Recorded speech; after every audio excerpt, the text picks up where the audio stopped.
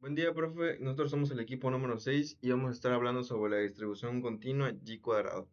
El equipo está conformado por César, Mauricio, Uriel, Joaquín, o sea yo, y Pedro Alejandro. Vamos a empezar recordando qué es una distribución. Para empezar, en estadística, una distribución se puede describir como la forma en la que se comportan nuestras variables aleatorias.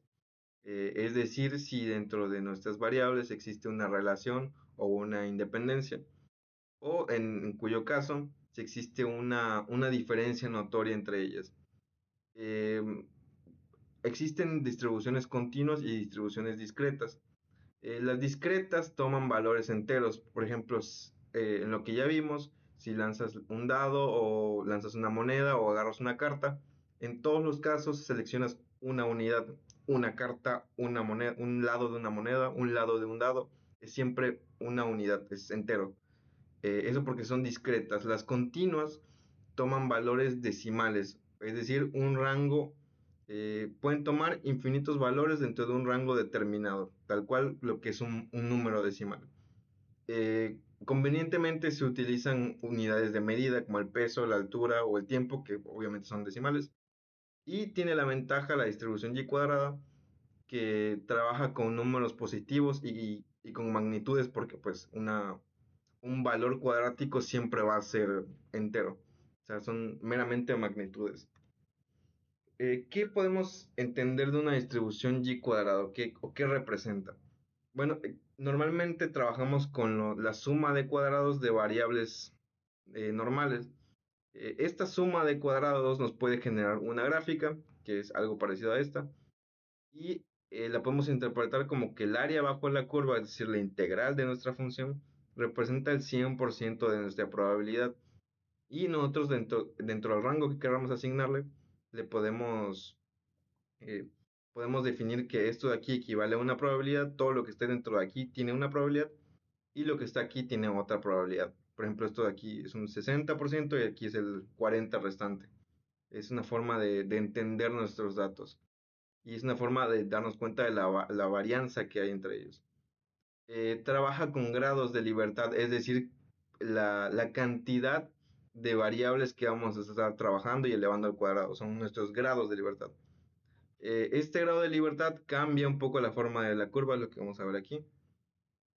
Como podemos ver, la gráfica se vuelve más, tiene como un pico más alto o un pico más bajo, dependiendo de la cantidad de grados de libertad que haya. Pero la teoría siempre es la misma. El área bajo la curva va a ser nuestro 100%, solo que cambia la distribución. Vaya. Y ¿para qué nos sirve esta distribución? ¿Para qué la usamos? Nos sirve para comparar datos observados con los que esperamos. Eh, pues vaya, si, volviendo a la otra gráfica, si esperamos que un dato caiga aquí y caiga aquí, pues podemos darnos cuenta de la diferencia. No trabajamos con probabilidad en sí, sino con las diferencias entre nuestros datos. Y esto nos permite encontrar una relación entre estas variables. Si son dependientes o independientes, eso nos sirve mucho. Y normalmente trabajamos con datos de conteo de frecuencias como resultados de encuestas o resultados de experimentos. Son los ejemplos más simples que podemos aplicar a esta distribución. Ya vimos un poco para qué sirve. Ahorita vamos a ver a profundidad qué es una distribución chi cuadrada o g cuadrada. Y lo dejo con mi compañero Uriel. Hola, yo les hablaré sobre qué es la distribución y cuadrada. La distribución y cuadrada es una distribución de probabilidad que aparece cuando sumamos los cuadrados de varias variables normales estándar. Eh, en palabras más simples, es una distribución que usamos para analizar la variabilidad de los datos y comparar si lo que observamos se parece o no a lo que esperábamos. Se utiliza mucho en estadística para pruebas como la bondad de ajuste o tablas de contingencia. Ahora, ¿qué son los grados de libertad? Pues los grados de libertad representan la cantidad de valores independientes que pueden variar en un cálculo estadístico. Funcionan como el número de piezas libres dentro de una fórmula. En la y cuadrada, los grados de libertad determinan la forma de la distribución, cuántos datos aportan información realmente independiente. Entre más grados de libertad haya, más simétrica y extendida se vuelve la distribución. Ahora sus principales características. La, la distribución chi cuadrada solo toma valores positivos porque provienen de sumar cuadrados. Su forma depende directamente de los grados de libertad. Con pocos grados de libertad es muy sesgada hacia la derecha y con muchos se va pareciendo a una distribución normal. Es una distribución que no es simétrica y cuya media y varianza crecen conforme aumentan los grados de libertad. Se utiliza principalmente en pruebas estadísticas que comparan frecuencias observadas como esperadas.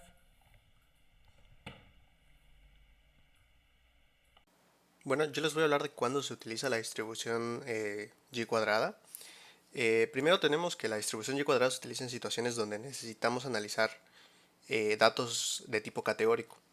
Ahora, su propósito principal, sobre todo, es comprobar hipótesis estadísticas. Esto acerca de cómo se distribuyen las frecuencias o si existe una relación entre dos variables, que esto es importante. Dicho de otra forma, podríamos decir que se usa cuando queremos saber si lo que observamos realmente coincide con lo que en un principio deberíamos esperar, o si existe algún tipo de asociación o relación entre algunas categorías. Eh, Entre sus principales aplicaciones tenemos que dentro de las más importantes hay tres tipos.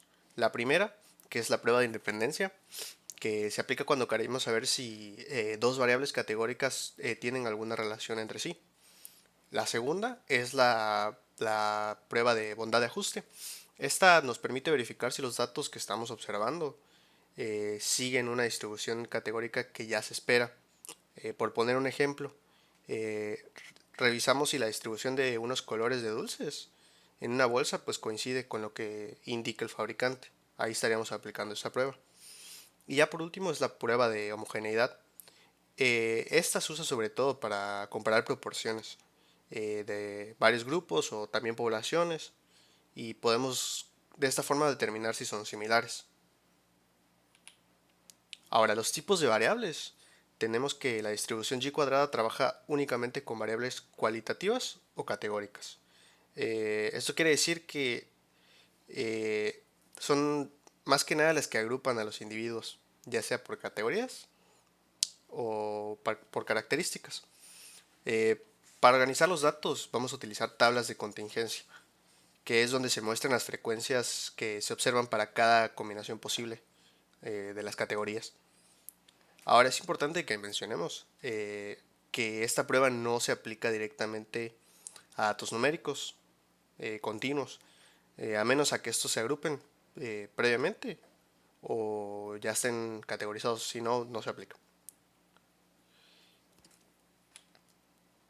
Ahora, ¿qué mide la prueba G cuadrada? ¿Qué mide, perdón? Eh, la estadística G cuadrada, que pues, lo representamos de esa forma, que es G cuadrada, mide la diferencia entre lo que realmente se observa en los datos y lo que se espera encontrar según la hipótesis planteada. Ahora, si las diferencias entre las frecuencias observadas y las esperadas son pequeñas, esto quiere decir que los datos se ajustan bien a lo que estamos esperando. De esta forma, pues sabemos que no hay evidencia suficiente para rechazar la hipótesis nula. Pero si estas diferencias son grandes, el valor de chi cuadrado aumenta. Esto nos indica sobre todo que los resultados que vamos a observar probablemente no se deban al azar, sino que existe una relación y una diferencia pues importante o significativa. Para comprobar si existe una diferencia significativa en lo que observamos y en lo que debemos esperar. Para el primer paso se hace el planteamiento de la hipótesis. En este caso se formulan dos hipótesis, donde H0 es hipótesis nula. Esto significa que no hay diferencia significativa entre los valores observados y los esperados. Y H1, hipótesis alternativa, donde sí existe una diferencia significativa. Estas hipótesis son las bases del análisis y nos dicen qué queremos comprobar. Cálculo de frecuencias esperadas. Las frecuencias esperadas representan lo que debería ocurrir si la hipótesis nula fuera verdad. En esto, este valor se obtiene a partir de las distribuciones conocidas, como el total de filas, columnas o incluso las proporciones establecidas, dependiendo del tipo de tabla o experimento. Aplicación de la fórmula de chi cuadrada. Una vez que tenemos todos los valores observados y esperados, aplicamos la fórmula donde y al cuadrado es igual a la sumatoria de frecuencias esperadas menos frecuencias observadas al cuadrado, se divide entre lo que serían las frecuencias esperadas. Estas operaciones se realizan para cada categoría y luego se suman todos los resultados. Cálculo de los grados de libertad. Los grados de libertad o GL determinan en qué fila de la tabla Y se debe usar. Para una sola variable son los grados de libertad entre n-1. En este se usa la tabla de contingencias donde grados de libertad es igual a la resta de r-1 por la diferencia de c-1, donde r es el número de filas y c el número de columnas. Búsqueda de valor crítico. Con los grados de libertad y el nivel de significancia, por ejemplo 0.05, se consulta en la tabla de y cuadrada para obtener el valor crítico. Este valor es el punto que separa la diferencia de atribuibles entre lo que es el azar de las diferencias y ya sea una que se pueda considerar significativa la diferencia. Comparación de resultados. Finalmente se compara si y al cuadrado calculado es mayor que y crítico. En este caso se rechaza la hipótesis nula. Esto significa que pues está indicando que si hay una diferencia significativa.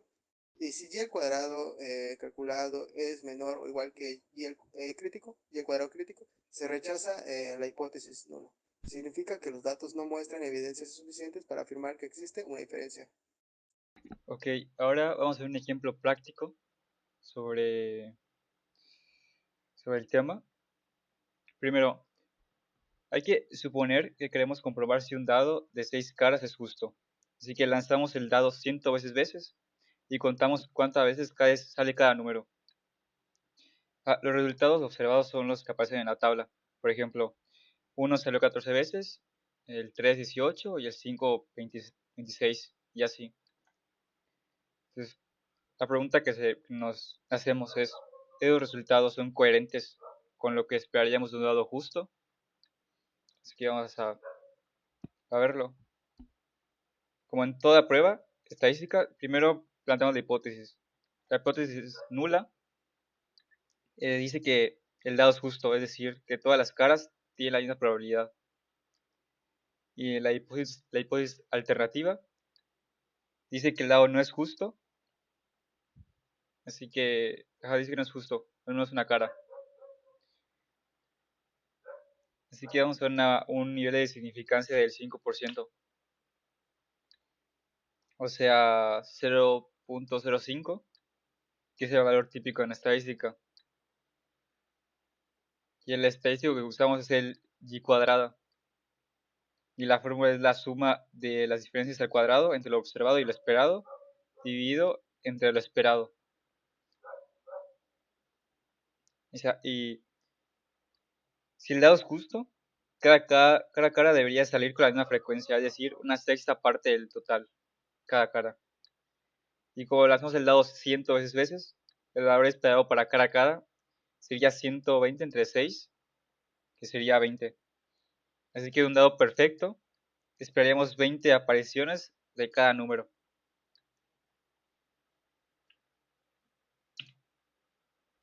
Ahí está, ahora tenemos que calcular cada cara, uno por uno. Primero restamos lo observado menos lo esperado. Luego lo elevamos al cuadrado y lo dividimos entre lo esperado. Por ejemplo, para la cara 1, que es 14, menos 20 da menos 6 al cuadrado, 36. Y 36 entre 20, 1.8. Repetimos lo mismo con las demás caras. Y al final sumamos todos los resultados. Y la suma total de todos los componentes que nos da el x cuadrado calculado, en este caso es 4.0. Y ahora necesitamos saber si ese valor 4.0 es grande o pequeño. Luego usamos los grados de libertad, que en una prueba de bondad de ajuste se calculan como el número de categorías menos 1. Y aquí hay 6 caras, así que el DF es 5. 6 menos 1, 5. Con un nivel de significancia de 0,05 y 5 grados de libertad. Así que el valor de la tabla es 11.05. 0.7. 5. Y aquí está. Si el valor calculado fuera mayor a 11.07, rechazaríamos la hipótesis nula, pero si es menor, no la rechazaríamos. Y como vemos, el valor alcanzado, que es 4.0, es menor que el valor crítico de 11.07, entonces no rechazamos la hipótesis nula. En otras palabras, no hay evidencia suficiente para decir que el dado sea injusto. Si en conclusión, el experimento muestra que el dado parece comportarse de forma normal, aunque algunos resultados se alejan un poco de lo esperado, como el 1 con 14 de apariciones, y el 5 con 26, estas variaciones no son lo suficientemente grandes como para considerarlo un dado cargado. Así que el dado se puede considerar justo dentro del margen de error. Así que muchas gracias.